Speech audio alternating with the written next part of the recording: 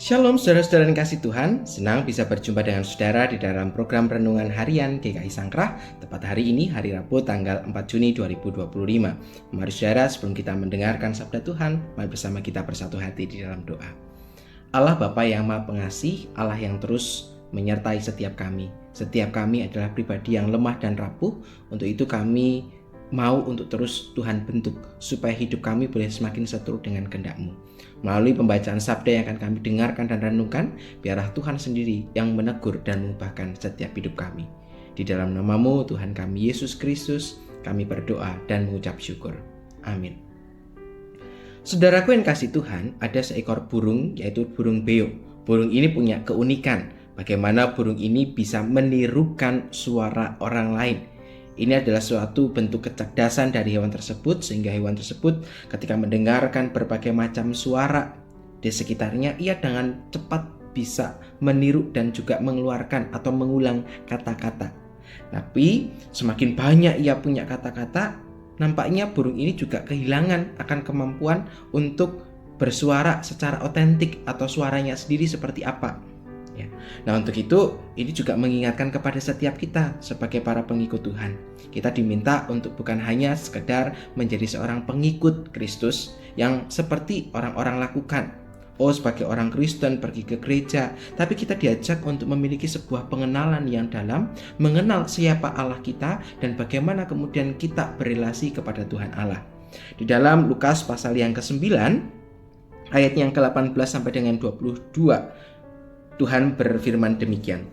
Pada suatu kali ketika Yesus berdoa seorang diri, datanglah murid-muridnya kepadanya. Lalu ia bertanya kepada mereka, "Kata orang banyak, siapakah aku ini?" Jawab mereka, "Yohanes Pembaptis." Yang lain mengatakan Elia. Yang lain lagi mengatakan bahwa seorang dari nabi-nabi dahulu telah bangkit. Yesus bertanya kepada mereka, "Menurut kamu, siapakah aku ini?" Jawab Petrus, "Mesias dari Allah." Lalu dengan keras Yesus memperingatkan mereka supaya jangan memberitahukan hal itu kepada siapapun. Nah saudara, dalam bagian ini kita melihat Yesus memberikan pertanyaan sebanyak 2 kali. Sebuah pertanyaan yang sama. Menurut mereka, siapakah Yesus bagi mereka?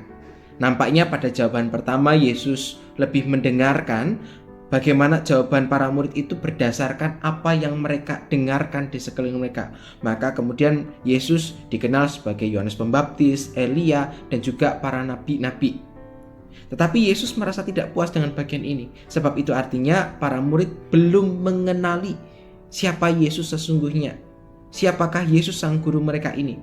Untuk itu Yesus menegaskan, "Menurut kamu, siapakah aku ini?"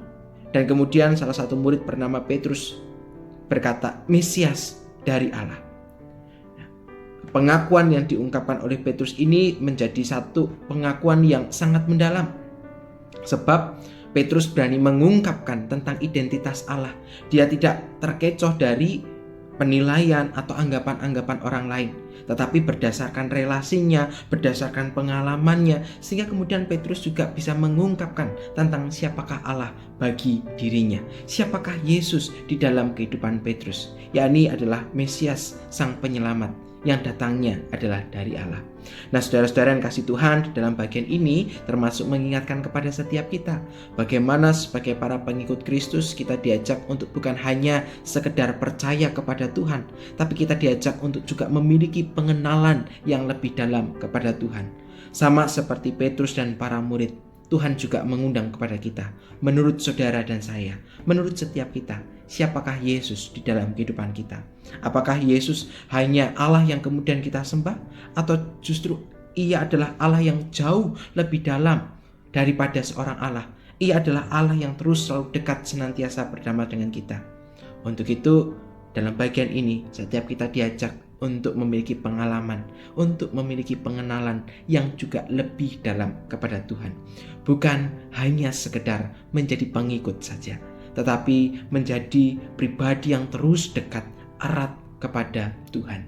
Dan pengenalan yang dekat dan erat itu akan mempengaruhi seluruh kehidupan kita. Bagaimana relasi kita juga akan mempengaruhi kepada sesama kita. relasi dengan Tuhan yang benar, relasi dengan Tuhan yang intim akan mempengaruhi hidup kita dengan sesama kita.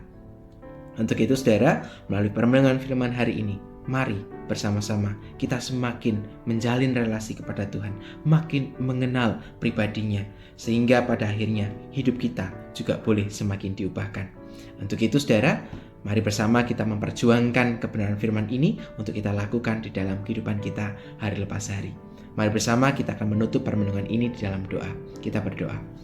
Allah Bapa yang Maha Pengasih, terima kasih ketika Engkau mengingatkan kepada setiap kami, di mana kami bukan hanya sekedar menjadi seorang pengikut saja, tapi kami diminta oleh Tuhan untuk semakin mengenal dan semakin memiliki relasi yang dekat kepada Tuhan.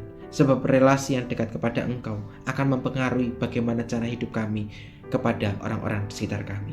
Untuk itu Tuhan, ajar kami untuk memiliki kemauan mengenal Engkau lebih dekat lagi. Untuk itu Tuhan, kami serahkan seluruh kehidupan kami ini hanya ke dalam tangan cinta pengasihan Bapa. Di dalam nama-Mu, Tuhan kami Yesus Kristus, kami berdoa dan mengucap syukur. Amin. Saudaraku yang kasih Tuhan, demikianlah firman Tuhan hari ini.